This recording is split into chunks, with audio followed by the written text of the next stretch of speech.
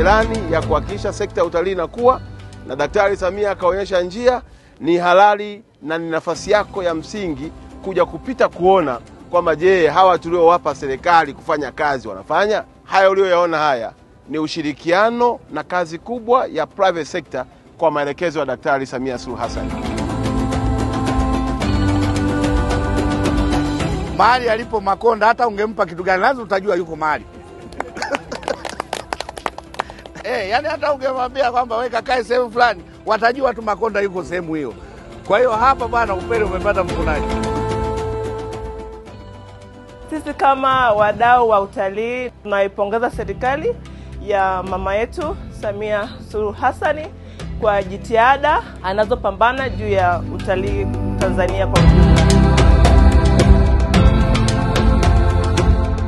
Mabadiliko tunayaona. Tunamshukuru pia mkuu wetu wa mkoa Mheshimiwa Paul Makonda kwa kutuwezesha. Tunaona jitihada zake za kuhakikisha kwamba sisi kazi yetu inakuwa rahisi na tuweze kupata awareness kubwa kwa wateja wetu na watalii kwa ujumla.